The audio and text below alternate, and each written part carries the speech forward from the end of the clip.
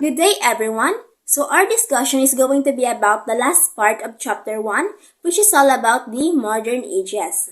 So, this discussion has three subtopics, which are the Renaissance period, the Industrial Revolution, and lastly, the computer and the age of information. Now, let us start with the Renaissance period. Renaissance is a period from the 14th to the 17th century. Just remember that it is the period that marked the transition from the Middle Ages to modernity.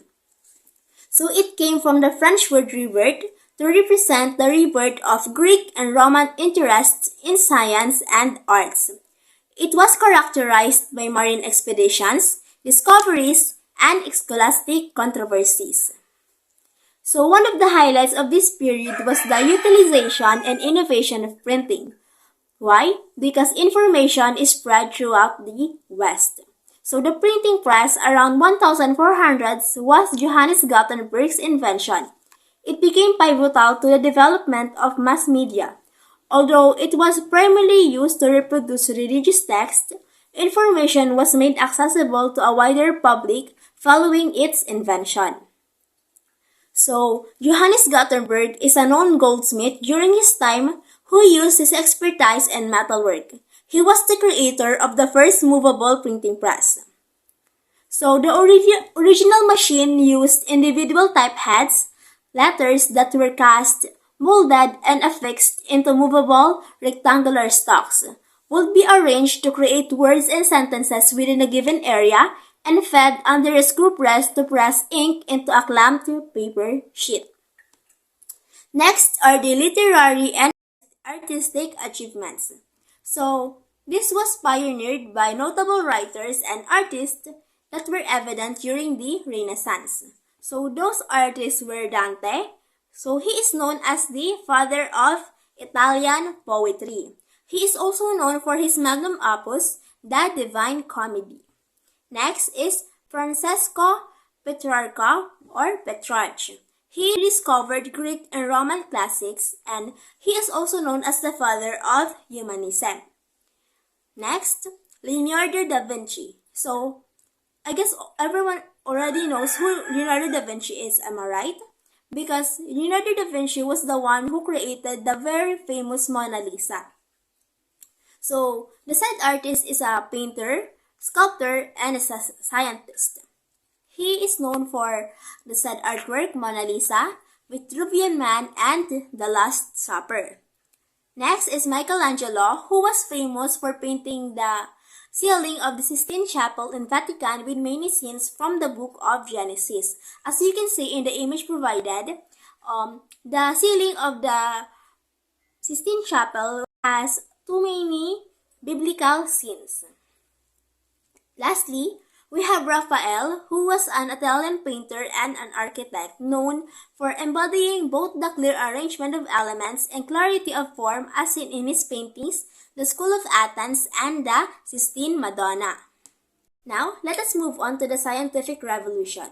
So, the scientific revolution signaled the era that also ushered the major shift in science and technology. So the series of events marked the rise of modern science during the early modern ages. It was credited for introducing the most prominent scientists of the West, whose scientific theories are still being studied today. So those scientists are Nicolaus Copernicus. He is the proponent of the heliocentric theory that went against the general belief that the Earth is at the center of the universe. Next is Galileo Galilei. He eventually proved the Copernicus theory to be correct. Next is Sir Isaac Newton. He eradicated all the doubts of heliocentrism's validity through a mathematical description of the motion of the Earth and other celestial bodies around the Sun. So the flourishing of scientific knowledge became a precursor for further industrialization and improvements of transportation. Industrialization and improvements of transportation.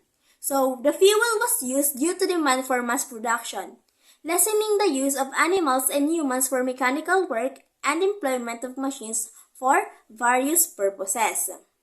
So, the fuel was in demand back then because people seek for mass production. Maybe because of to meet the demands of the people. And also for income generation.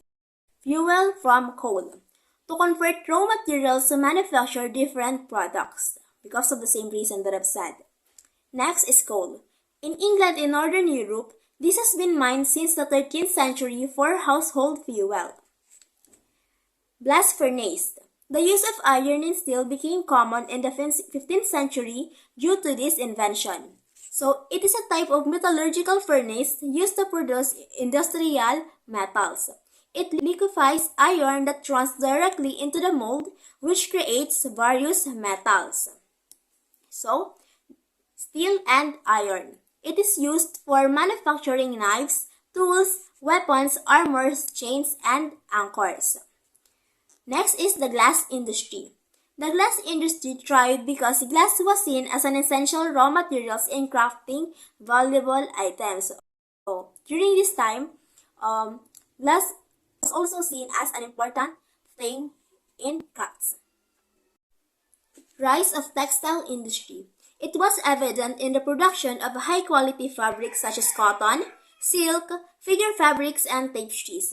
It improved on the techniques of cloth manufacturing that began in the Middle Ages. Now, let's move on to agricultural techniques. Agricultural techniques was developed to accumulate more income with less capital and manpower, maybe in order to meet the growing demands and population of the people, and also for income generation. One of the techniques that we have utilized was sheep farming. It was popularized because it requires less human effort and provided larger yields of food to support the growing population. Next is the scythe that replaced sickle for cutting both crops and grass, and horses that replace oxen for carrying and delivering goods. Because as we all know that sometimes plain manpower or traditional methods are not enough to meet the demands of the people. Mixed farming maximized land use and increased production of meat and crops. People began using animal manure as fertilizer to increase produce yields. Next are the significant advancements in navigation and expedition that contributed greatly to exploration of more territories and trade with other nations. Europeans explored Africa and the East, one of whom was Italian explorer and navigator Christopher Columbus. So, if you could still remember, Christopher Columbus was said to be the one who discovered America. So, in Italy, navigation and mining became widespread. In civil engineering paved the way for the fortification of buildings and structures. If you have observed that there are still many infrastructures that are still seen today because it is because of the civil engineering that they had back then. Canals for inland transportation. Its construction also began during this period, though it made less progress in early modern times than sea transport. Maybe because people paid attention to sea transport more than the canals for inland transportation. So, masts, sail, stern post readers were among the various inventions for maritime transport. Merchant ships. Aside from great ships such as Henry VIII's Great Harry, this became common with the rise of shipbuilding in Europe, particularly in Italy. So, mariner's compass, quadrant, and forestop were among the instruments developed for navigation and voyages. Wheelbarrow and wooden tracks. Its invention led to the development of railway transport. Now, we'll finally move on to the Industrial Revolution. So, the Industrial Revolution began in the 18th century.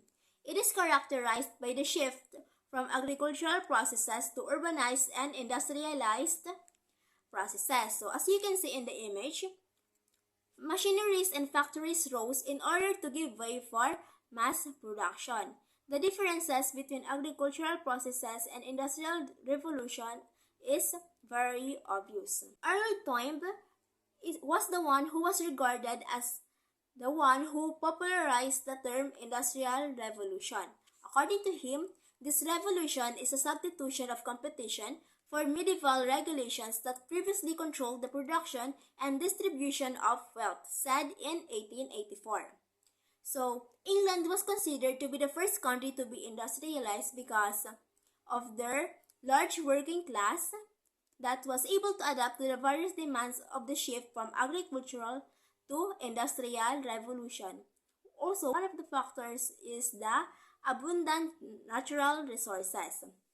So the abundant natural resources enabled England to expand its economy by increasing levels of production through the use of machines. So mass production could take place through the use of machines.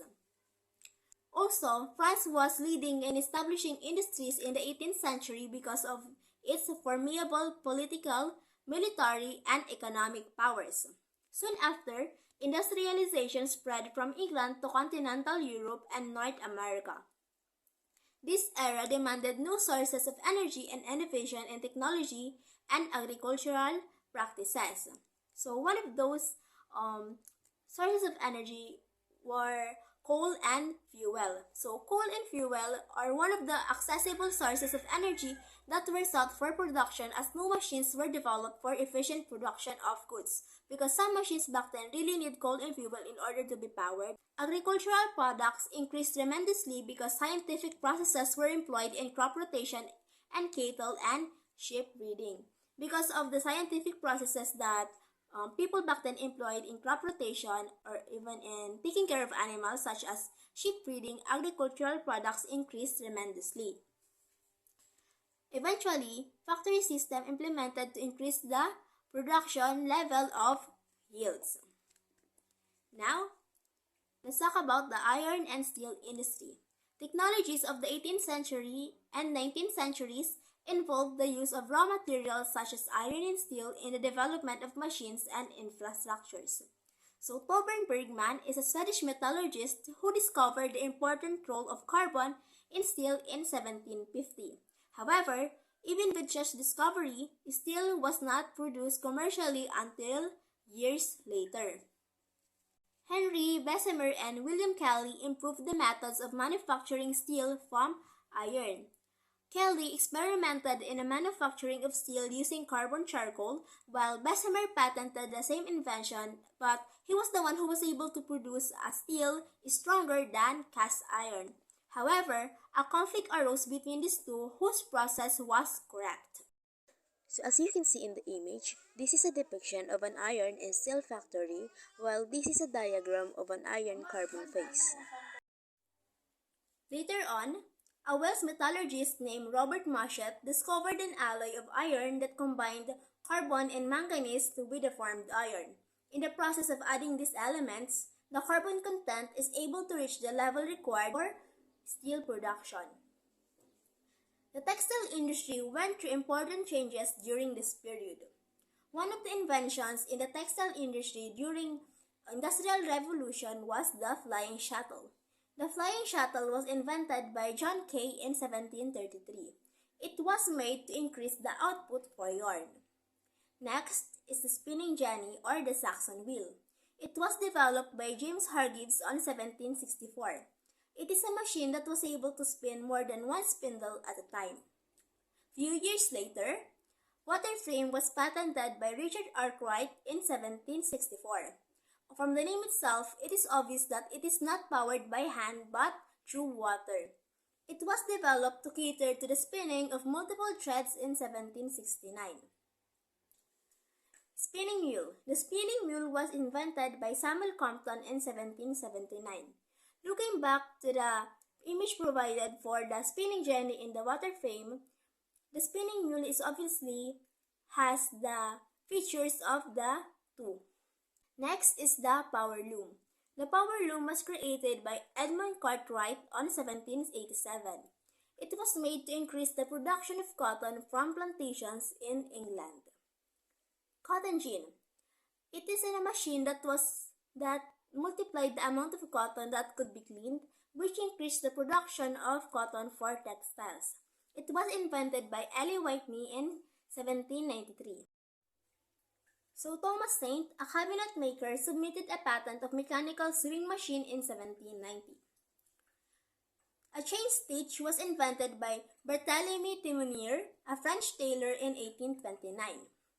In the transportation industry, The steam engine is one important invention in this period. It was first developed by Thomas Newcomen. So, Thomas Newcomen is an Englishman with a goal to develop an engine that would prevent flooding in the Cornwall mines.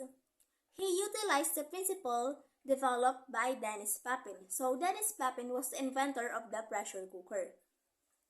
So, Thomas Newcomen and John Cayley developed an engine based on the piston that was more efficient but used a lot of energy.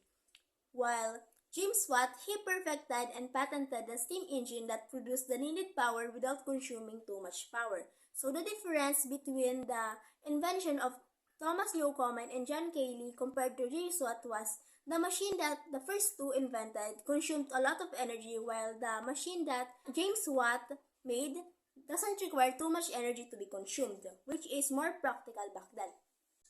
In 1765, he built a model of his machine that would avoid alternate heating and cooling down. It cut down the consumption and fueled the fire engines.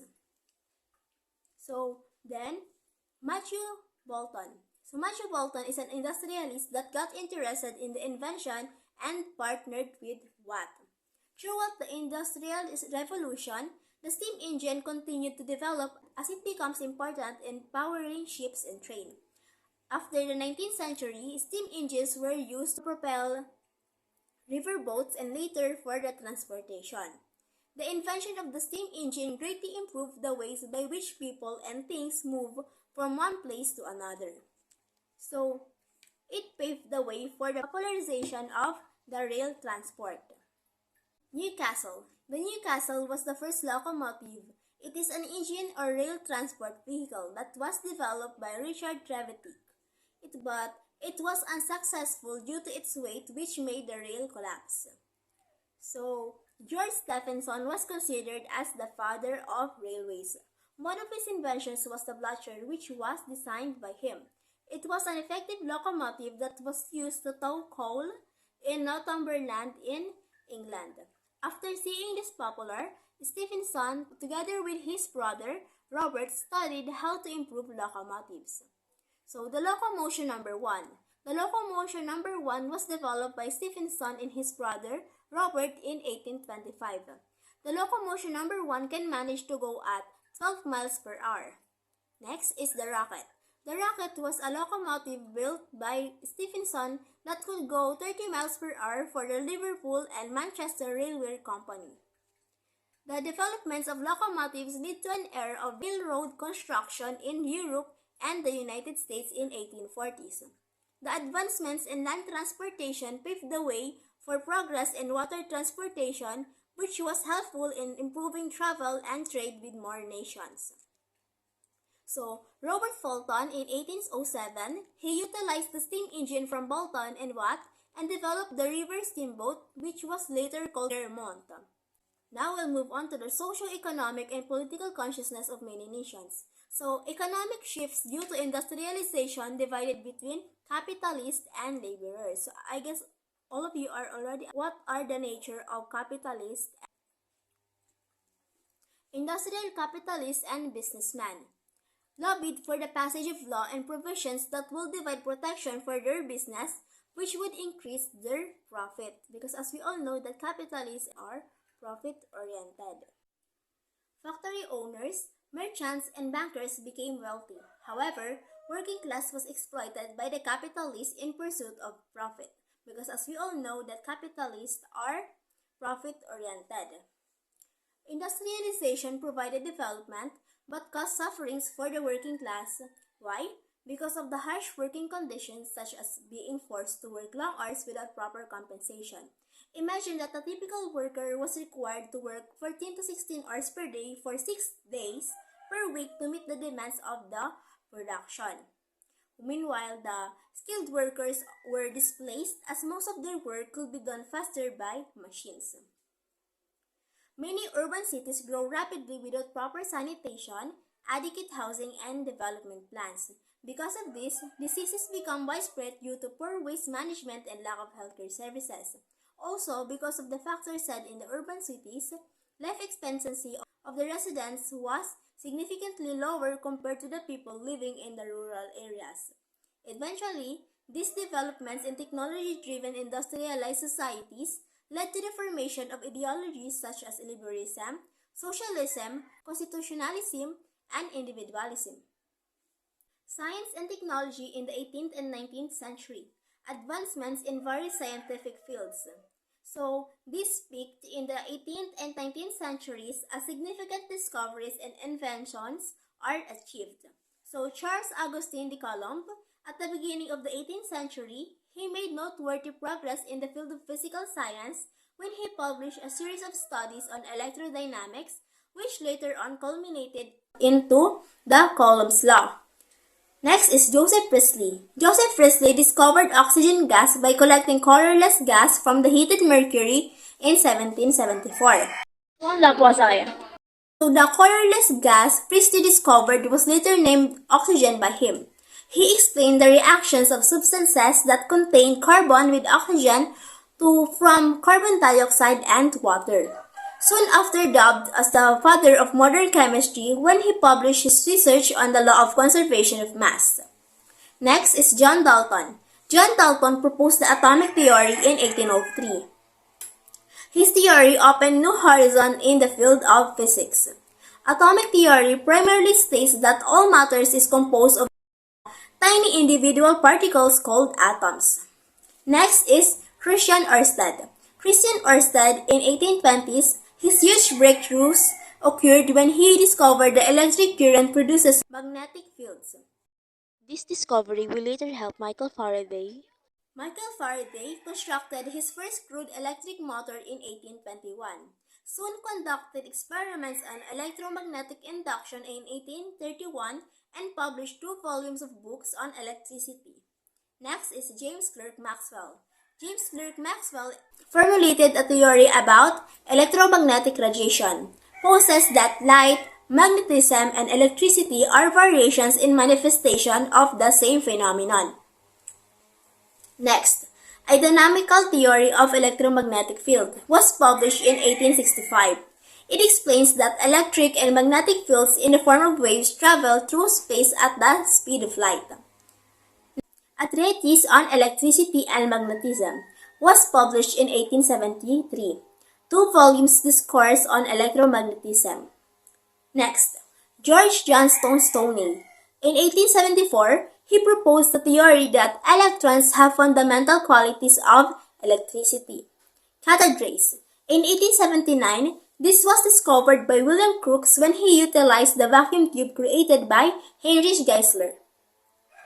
Protons. Protons are positive particles discovered by Eugen Goldstein from a tube filled with hydrogen gas. X-rays, electrons, and radioactive elements. So these were discovered at the later part of the 19th century. The X-ray, accidentally discovered by William Röntgen while doing research on cathode rays in 1895. So this is an example of an X-ray.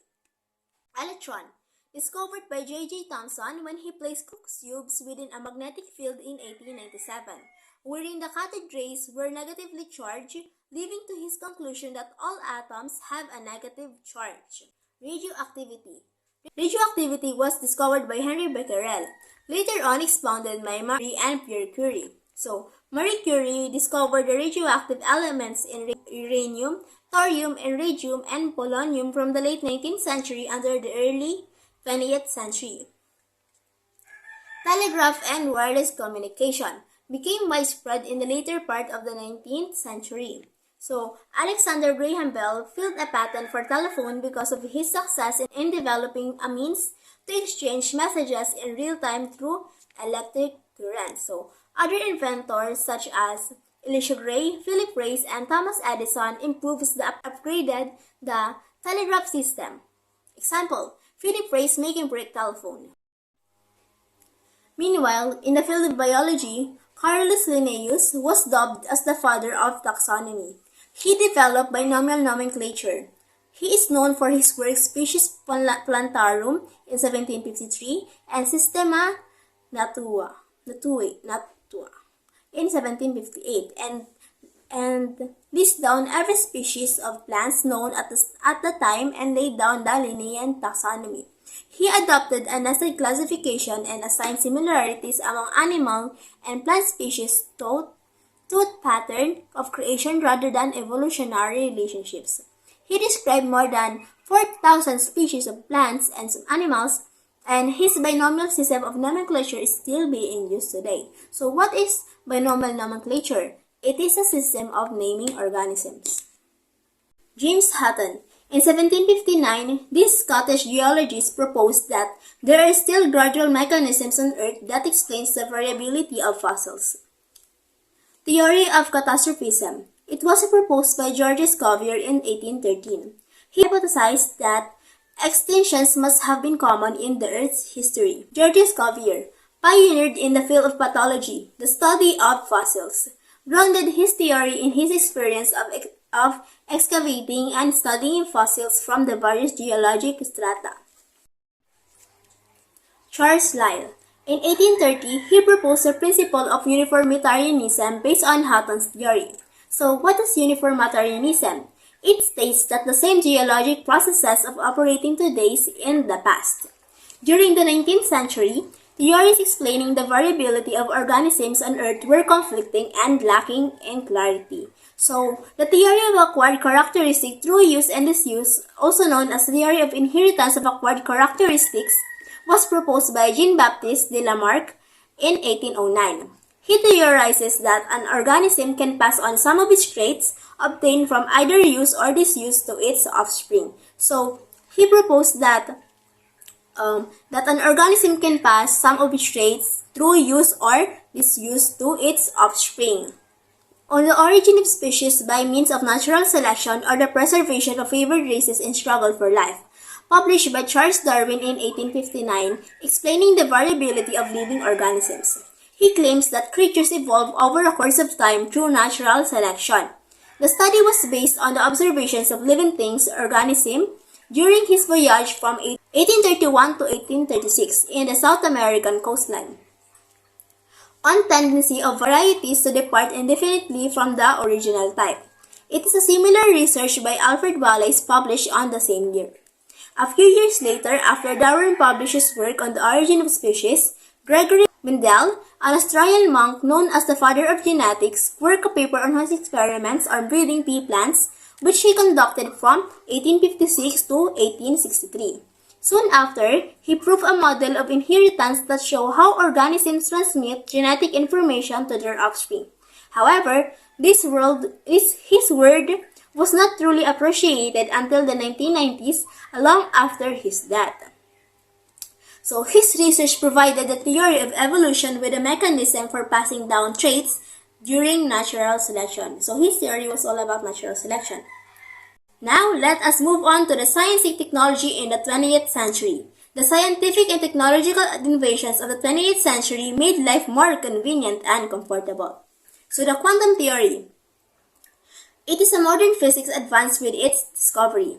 Its originator was Max Planck. Theory of relativity. It was established by Albert Einstein in 1905. Photoelectric effect. A phenomenon explained by Einstein. Electrons are released from material when hit by light. An equation on quantum mechanics. It was proposed by Erwin Schrödinger in 1926. It enabled scientists to develop semiconductors and atomic power. His addition on quantum mechanics. Next is Robert Goddard. In the same year, he launched the first successful rocket at a farm near Auburn, Massachusetts. Now, we'll finally move on to the computer and the age of information. Computers. Its invention from the early systems of calculation of Charles Babbage in 1821. Claude E. Shannon, father of information theory. A mathematical theory of communication, proposed the notion that information in media can be encoded as a series of ones and zeros as through devices such as TV, radio, and many more. So, Shannon-Weaver model of communication was said to be the mother of all models. It integrated the various concepts at work in the field of technological communication. Here is the image of a Shannon-Weaver model of communication.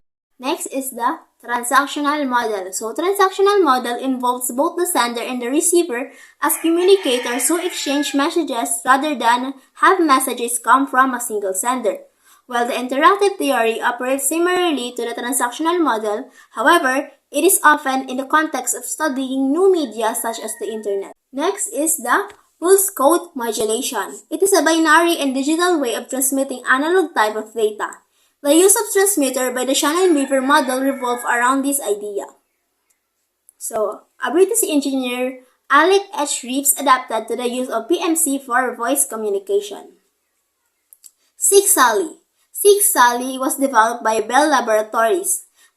As a secure speech system, it is used to highly secure one-time path or OTP encryption. Next is the Universal Turing Machine or UTM. It was introduced by Alan Turing, the father of modern computer. It was the first computing machine. Uncomputable numbers with application to the Enschedung's problem. Turing's 1936 paper, it described a machine equipped with wheels and levers capable of calculating various mathematical equations and store aggregate amounts of data. Next is Konrad Zuse. So Konrad Zuse devised the world's first programmable computer between 1936 to 1938. Z3, electromagnetic computer, was the first Turing-complete digital computer to be created.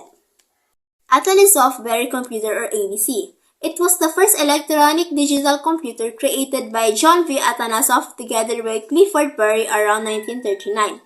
It was able to solve for variables one at a time until an entire system of equations is solved.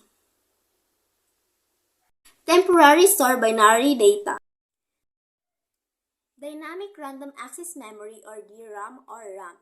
It was ABC's method of storing data.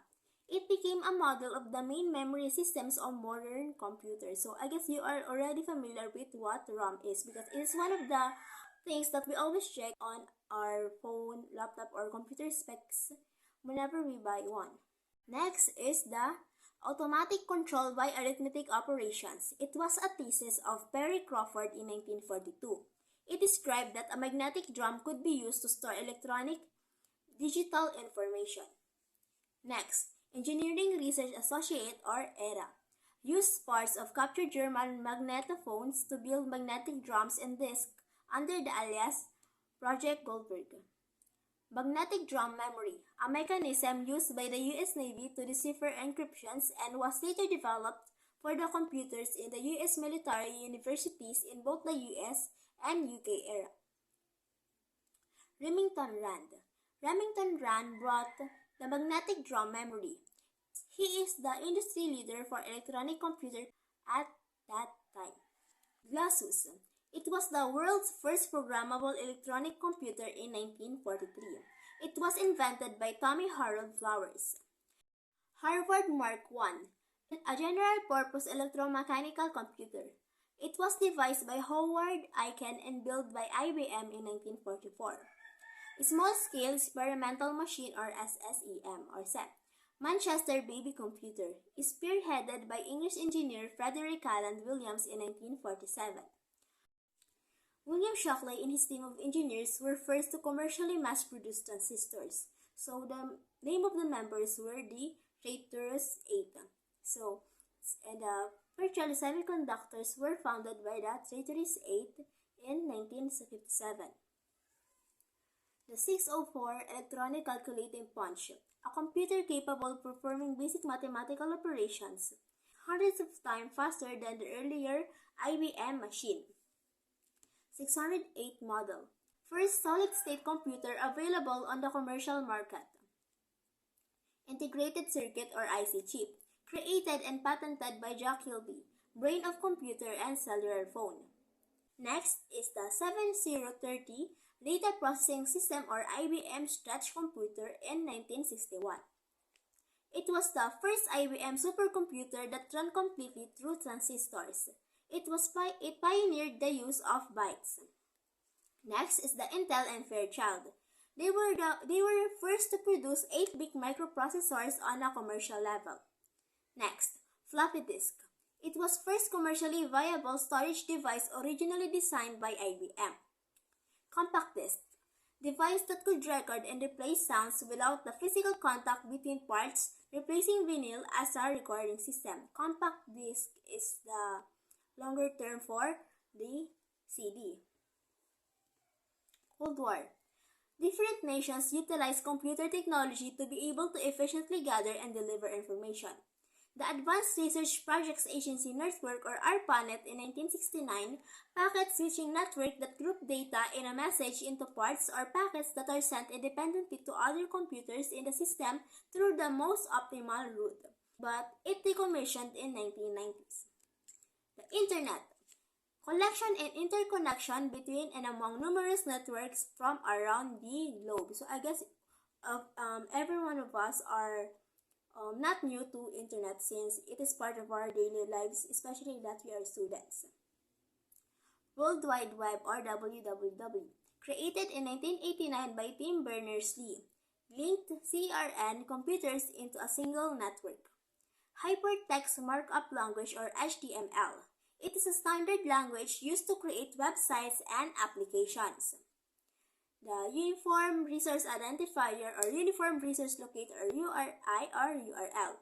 It is the resource or address of a web page. Next is the Hypertext Transfer Protocol or HTTP. Protocols that defines how information is formatted and distributed on servers and browsers. Next is the World Wide Web app. By the end of 1990s, he managed to write this very first web page editor. Next is the Internet Protocol or IP. It is used to properly identify each individual device connected to the Internet. So, every one of us has an IP address. Next is emails or electronic mails. This is not new to us students because it is a way for us to communicate, especially in a professional field. So, that's all for my report. That will be the end of chapter 1. Thank you.